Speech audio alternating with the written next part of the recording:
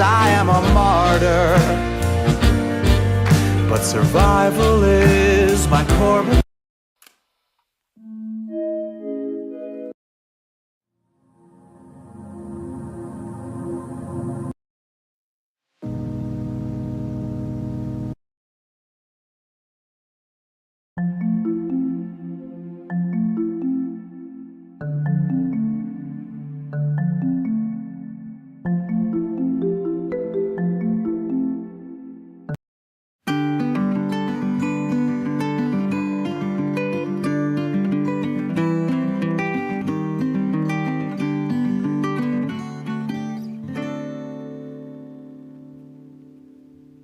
My dream girl, those eyes, that nose, my private inside joke, sign the cast on my funny bone.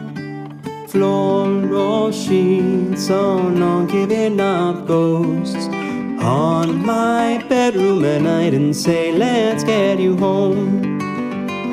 They say grow up, be a man, 'cause until then you're nothing but a short-haired girl. But come and braille palm, read and hold my hand, see my reason and goodbye. Cruel world, and oh my God, what's wrong with me? And the wife of Walter Keane, whose name right now's escaping me. That's right, Margaret, dream girl, come and sweep me off my knees. I'd rather stay asleep than never see you wake up next to me.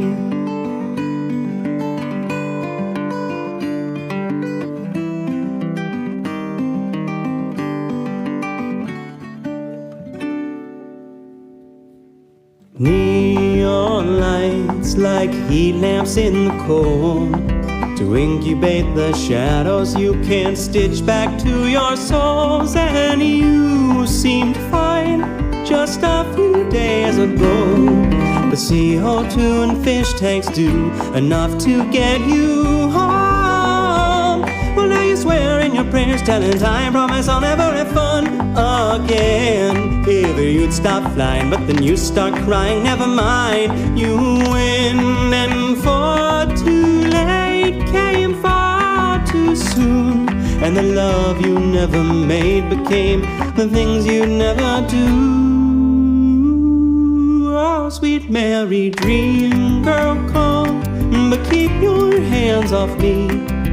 Go on back to bed, my love, I mean, that's where dreams are supposed to be.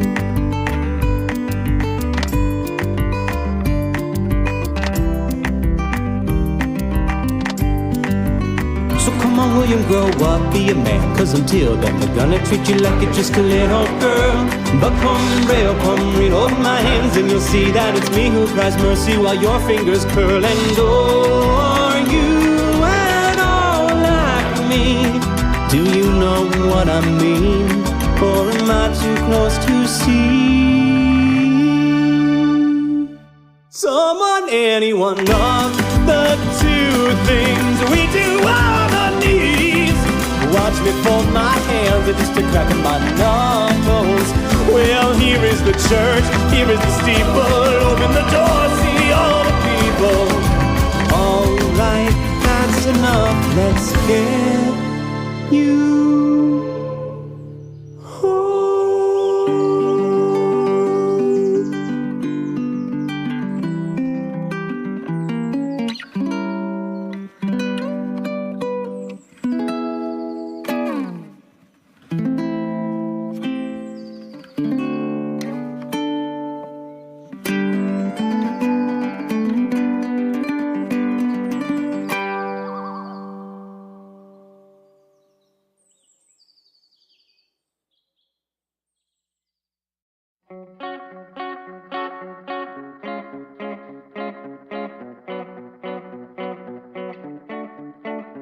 I said it wasn't that long ago, I swore that I found the girl, the one.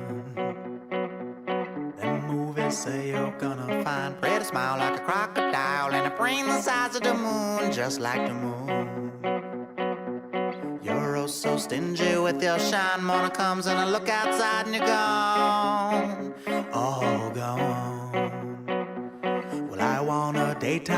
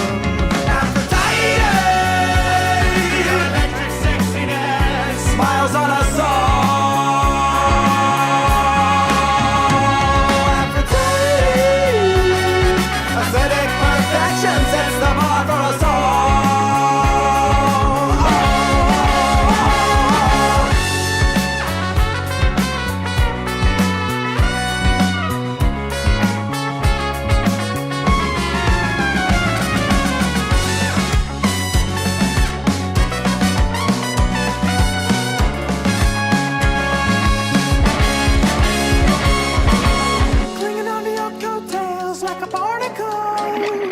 Like a leech who's found his fix for the night. I'm a parasite in paradise. Turns out your man with the plan's just a mannequin. With a seasonal style and a plastic smile, he's gonna reel you in. He's gonna sever the weight from your spine. You better fly while you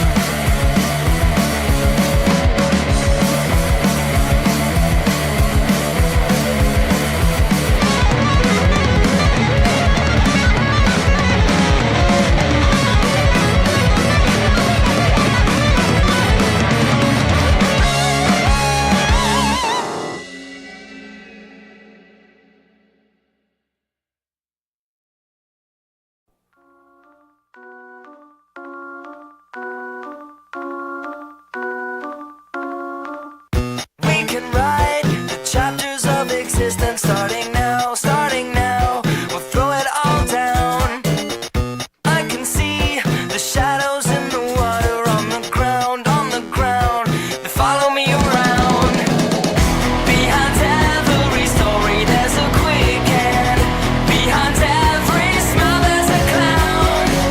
To understand it, guess I'd have to be a dead man, trying not to laugh out loud.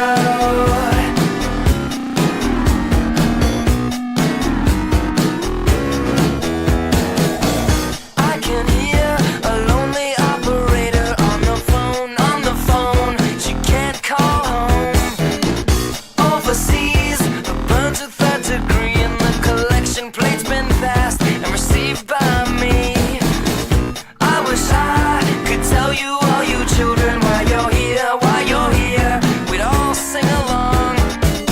Isn't that something? 'Cause there is no way of knowing till you're gone. When I'm gone, I'll prove you all wrong. Behind every woman there's a good man, trying not to bug the hell out. To understand it, guess I'd have to be a dead man, trying not to laugh out loud.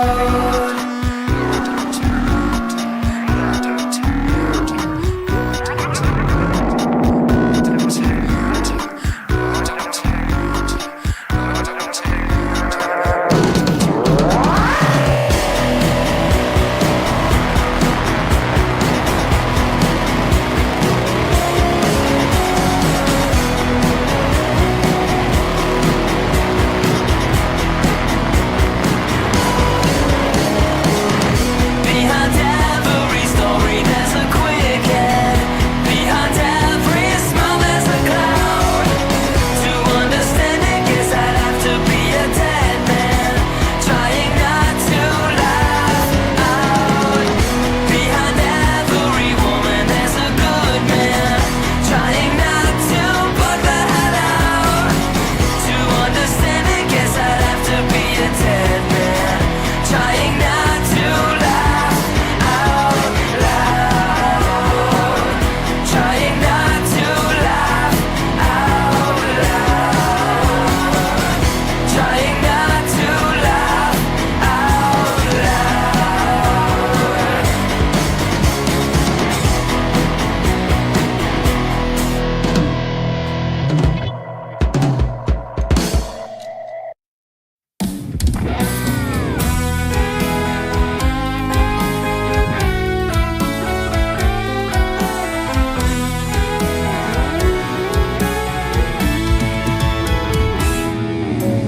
Lipstick on the mirror are the lyrics to my obituary. In iambic pentameter, follow perimeter, cross my eyes, dot my T's. I was delivered, holding scissors. I live deliberately. I'm a quitter and a winner anyway. 'Cause I never agreed to participate in this game. Won't follow my dream. nights, no, they've all got me waking up screaming. I can let them go from me. After all, there's no I in team, and I'd rather be normal. Yes, so normal. I suggest that we keep this informal, 'cause a normal human being wouldn't need to pretend to be normal, to be normal. When I get at the least I don't.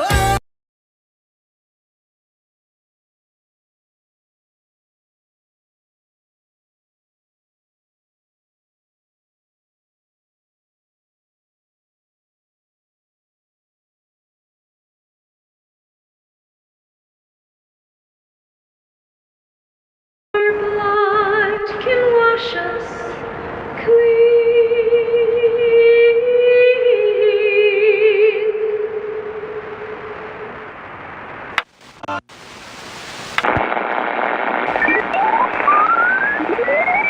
Blue Wolf and Friends presents Camp Here and There. Episode 52. You only have yourself.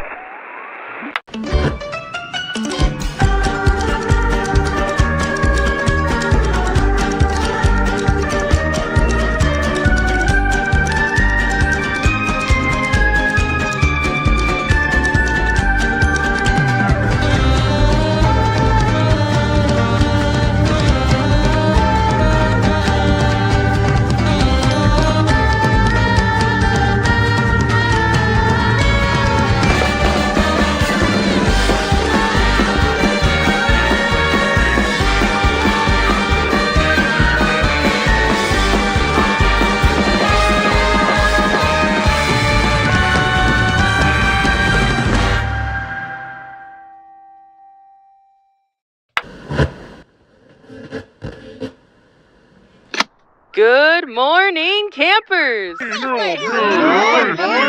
Okay. Sydney October Sargent here, as always, live and unmurdered. And I am opening the breakfast channel at, let's see. The time is officially 8:64 a.m., according to the clock that lives trembling and pulse thumping in the bottom drawer of the staff fridge. The sky is a deep sienna, like the pelt of a ruddy squirrel, or the modest feather of the eastern whippoorwill mimic. So, in case the repetitive serenade bombarding your eardrums wasn't a hint, the great whippoorwill mimic flock is upon us. Whippoorwill. Each and every one of you is probably, at this very moment, under surveillance. Whippoorwill. Not the creepy government kind, no. And trust me, the government has tried, but Lucille makes quick work of any nonsense like that. No. What I mean to say is, Camp Here and There has been overrun by a chittering, shrieking, echo-laden blizzard of whippoorwill mimics, and they are not content to perch quietly in the trees and eat grubs. Oh, no. These are mimic birds, campers.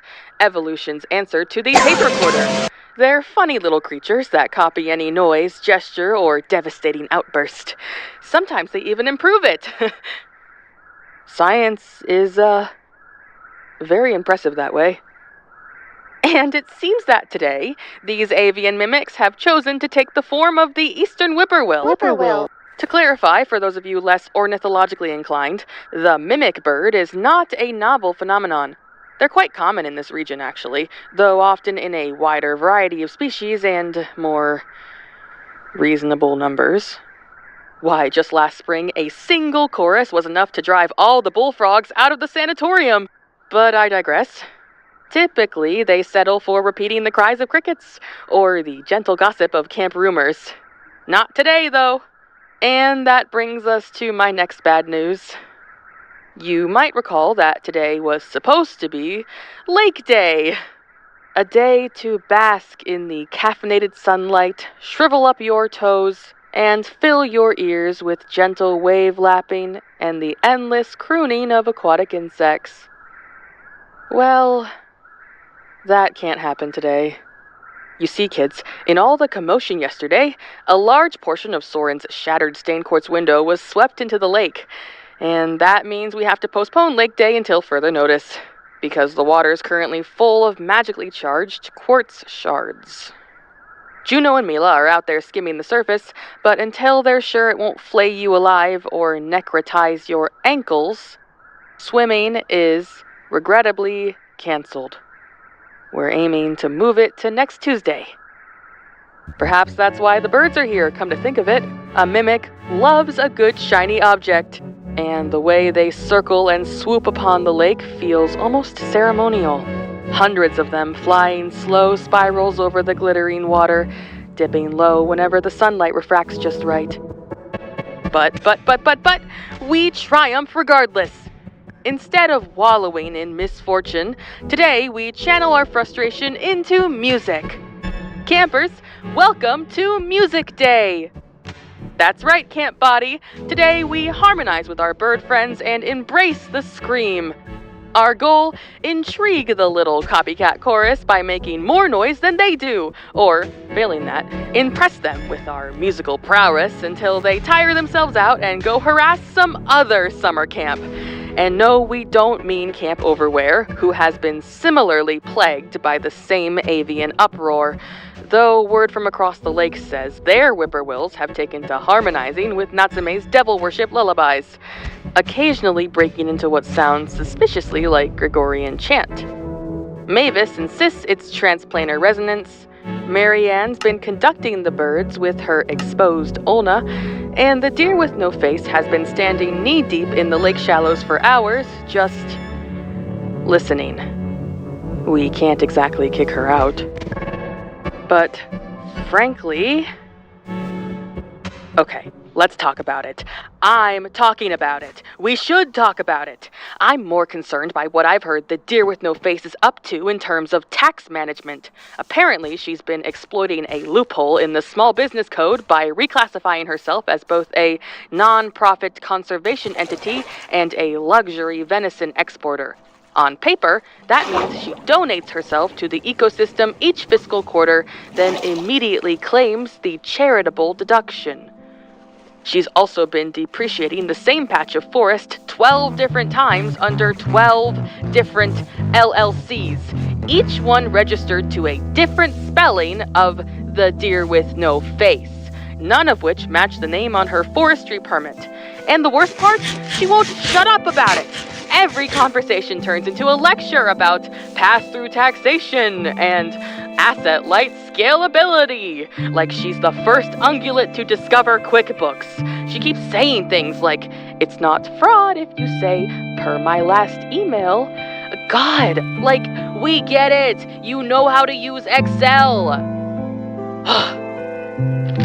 For today's breakfast, Matthew has prepared hummingbread with melody melon, cricket drumsticks, and, because the birds keep stealing anything shiny, paper cups of orange juice instead of glass.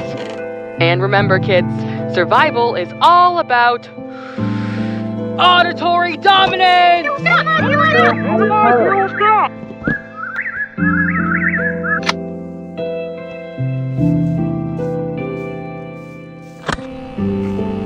You told me once to ask for help. You should always ask for help. I'm making a decision.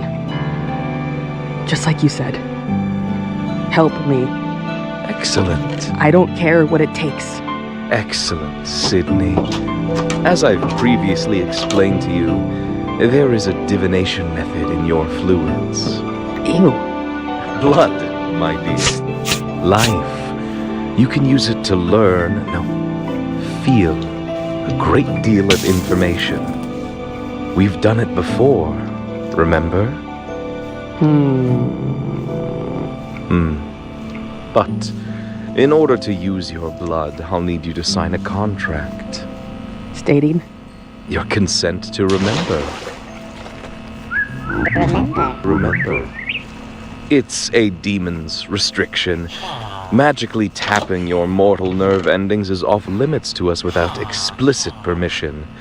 So I cannot guide you through the process unless you ask me. I am asking you. Right. The written contract is a human formality, but considering I am practicing humanism as of late, it is my preference. You really should let that bird out.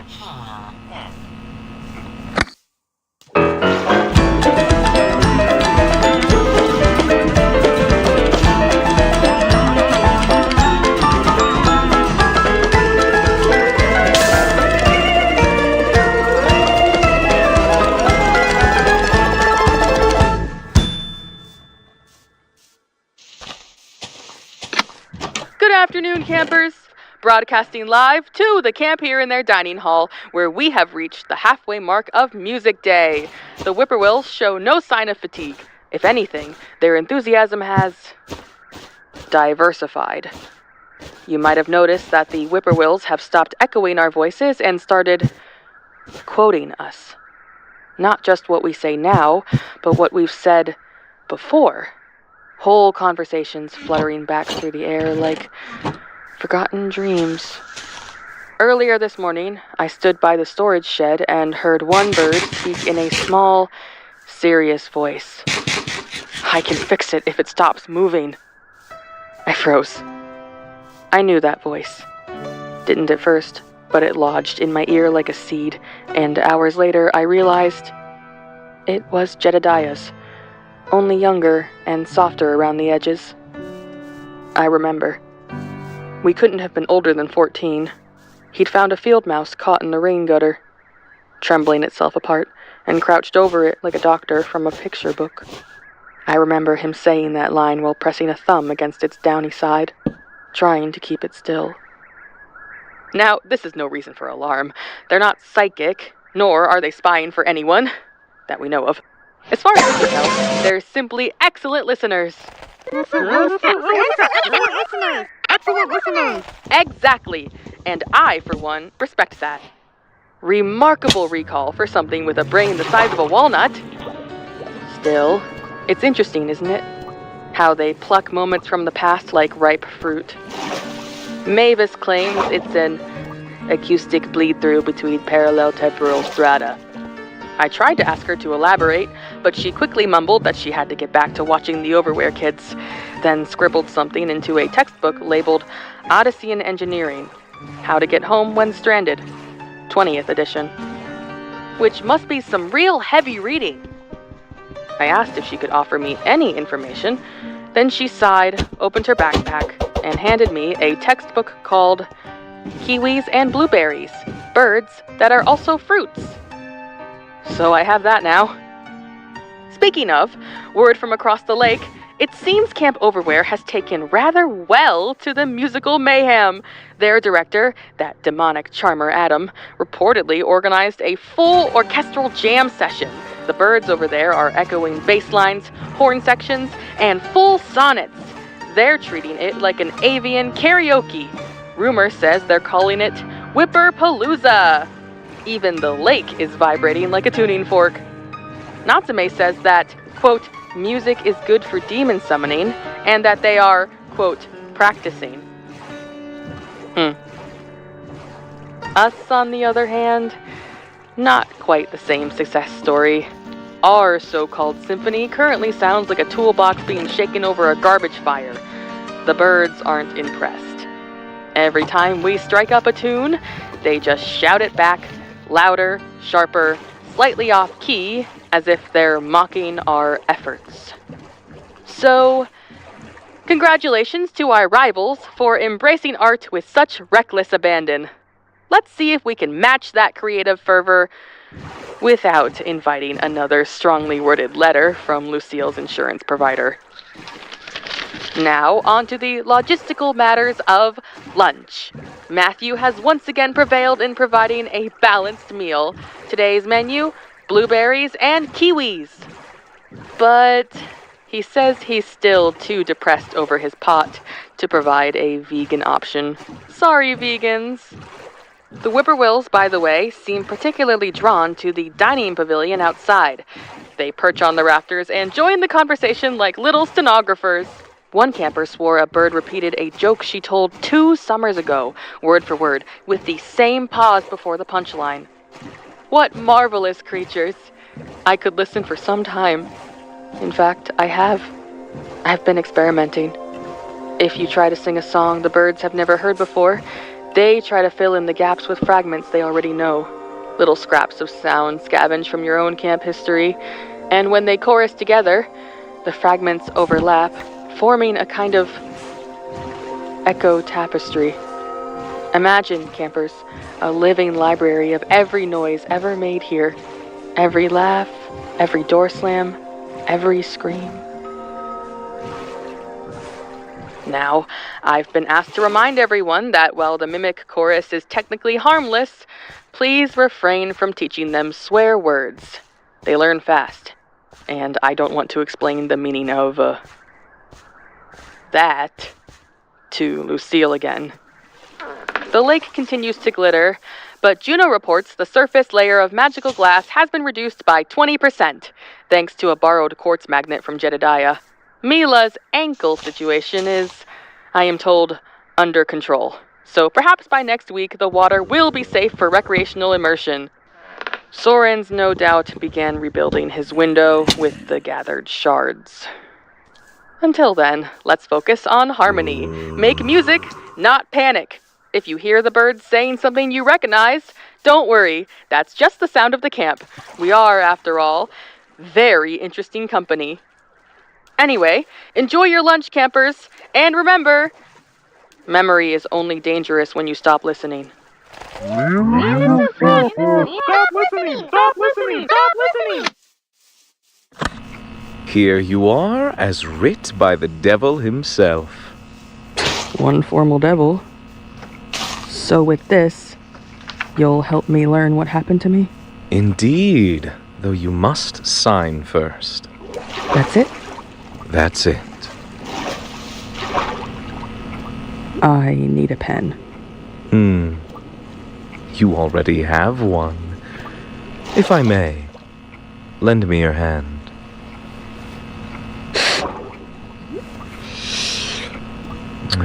There. Okay. Signed. Is it still effective if you lick it off? Indeed.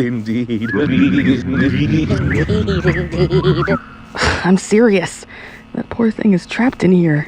Nonsense. This little stenographer is helping us in our research. Watch this. Where were you when it happened?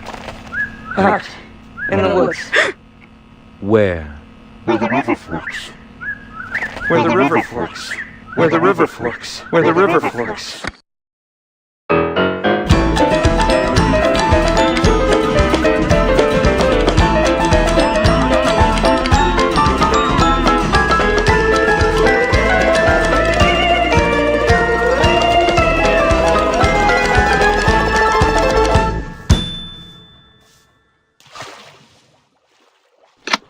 Hello again, campers! The bonfire smoke reads 19:07 p.m., and I bring you the most extraordinary news. Listen. And there it is. Silence. Resounding and pure as a bell. Not a single echo ricocheting off the night. Only the honest sounds of evening remain. Crickets warbling in the grass, the lake restless and licking at the shore, and somewhere in the shadows, poor Matthew mourning softly at his soup pot funeral, as heartfelt and dramatic as ever. I'm sure after a few more weepy sign of the crosses, he'll be feeling good as new. Now you're likely burning with curiosity as to how we conquered this particular avian siege. All day long we tried to out-howl, out-bang, and out-bugle them. Grasshopper's performance, by the way, was possibly a new low in interpretive music. But did it help? Absolutely not. The whippoorwills took it as a challenge, doubling down until their voices tangled so fiercely with ours, it was impossible to tell who was haunting whom. And Camp Overwear, on the other hand, had done what we couldn't. They had their musical act together, and I mean, they had real coordination. It was a whole show with teamwork so shiny I almost couldn't look. Adam could conduct with one hand and play a tambourine with the other, somehow. And honestly, it looked incredible. But then, the whippoorwills, they must have loved the performance too much, because halfway through, every last one in the woods decided to fly in and see what the fuss was about. The whole flock migrated mid-song, clustering around Camp Overwhere like critics at a premiere, singing along in perfect harmony. By dusk, the birds were perched on their cabins, trilling duets and refusing to leave. And then we weren't quite sure what to do. Enter Mavis, visionary, slightly batty from insomnia, but still sharp enough to see what everyone else had missed. While the rest of us were spooning pudding into our ears, she was watching. "They'll follow shiny things," she said, peering up at the birds through the bottom of a mason jar. And just like that, the solution hit us dumb as rocks. Music was never the answer. So we staged a raid on the arts and crafts cabin, which Warren was particularly unhappy with.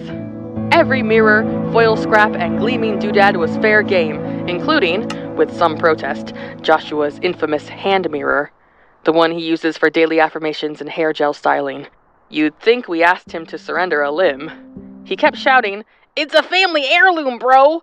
while flexing at his reflection. We hoisted our harvest into the bordering trees, adjusting and tilting each surface to catch every stray flicker of late afternoon sun. Then we worked in shifts, slowly rotating the mirrors and foils. A rolling, shimmering highway leading away from camp, over the forest, towards the horizon. The birds noticed instantly.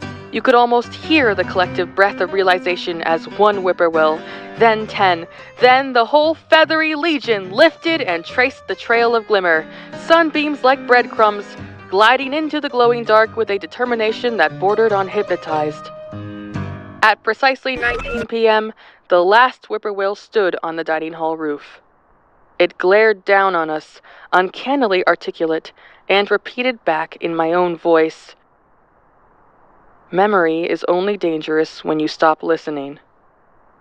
Then it vanished, gone after its kind, chasing the phantom glitter that we engineered for them. And that's that! Tonight's dinner is funeral stew. Matthew's still sniffling over the stove, but the food's decent. He says, "He would have wanted this." There's a plan, too. Tomorrow's going to be quiet day, so, no music, no campfire harmonies, and definitely no bugle horns. Sort of a rest for the whole camp, you know? If all goes well, the whippoorwills will find the lack of material terribly boring and keep their talents elsewhere. Eat well, campers!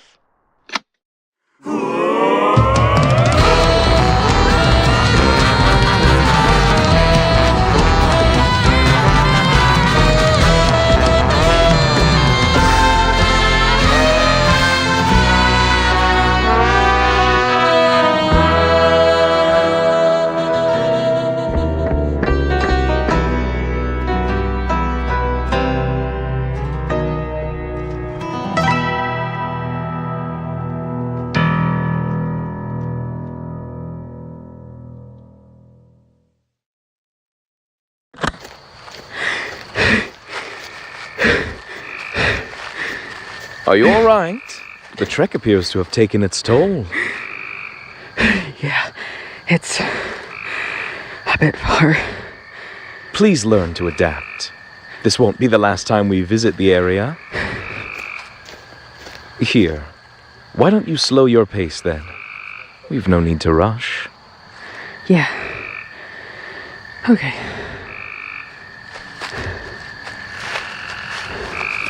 Tell me, has Jedediah talked to you? Yes. And? He apologized to me. He looked just awful. He stood in the door and wouldn't come inside. Then he said you were dangerous. He said you like messing with people, that you pushed, but... Well, he told me not to see you again. Then he said he was trying to protect me, but he wouldn't look at me. He just kept rubbing his neck. And what do you think, Sydney? I think that bird made it pretty clear. He is protecting you, isn't he? Fat lot of good that does, right? From my understanding, this isn't the first time you've sought information to his discontentment. No, it's not. Is it not inviting destruction? This process could kill you after all. It's my choice. Very true. Maybe that's what I want. Is it what you want, Sydney? I don't know.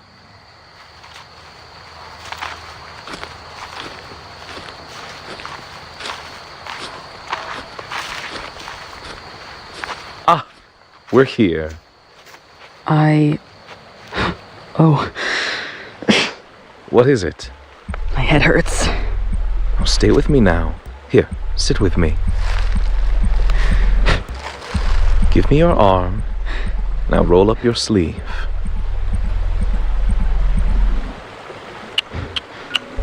Such paper-thin skin. Your veins are such a clear blue, like the riverside.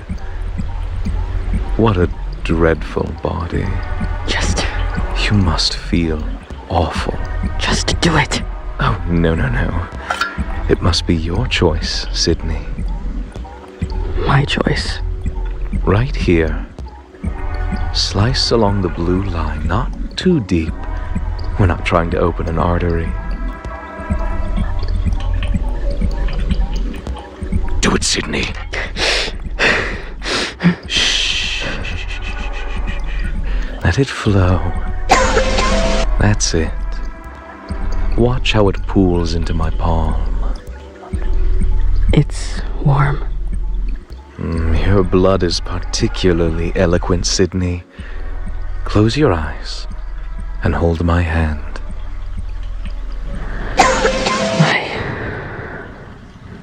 Something's wrong. My chest. Don't fight it. What's happening?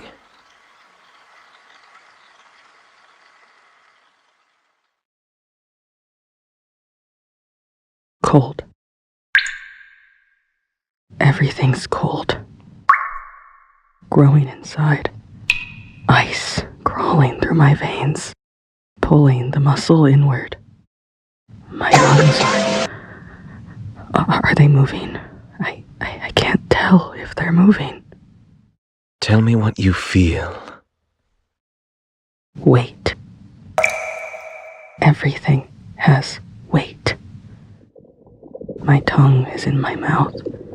My teeth feel loose. No, they feel like they're sinking into my jaw.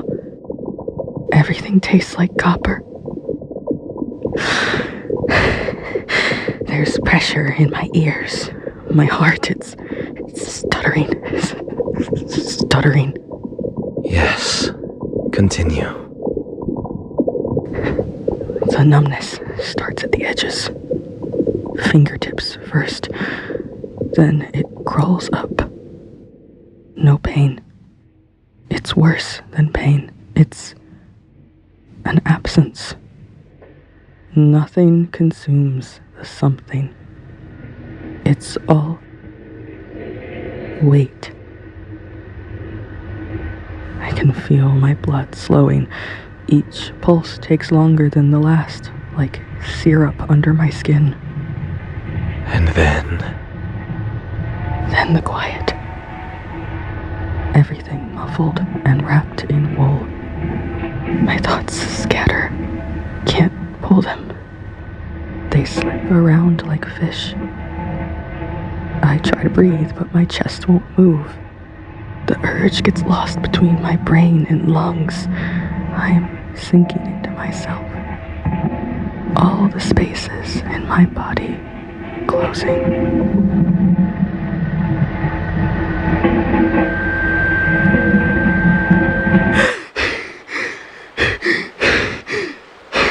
open your eyes.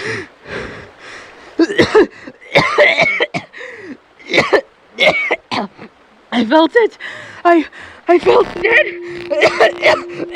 I was dead. Easy. Breathe normally now. How long was I gone? In the memory? Or here? Both? Either? I don't... My arm... Waste not, want not. Are you sure you want to continue? You look in quite the rough shape. Are you kidding? I've never felt so alive.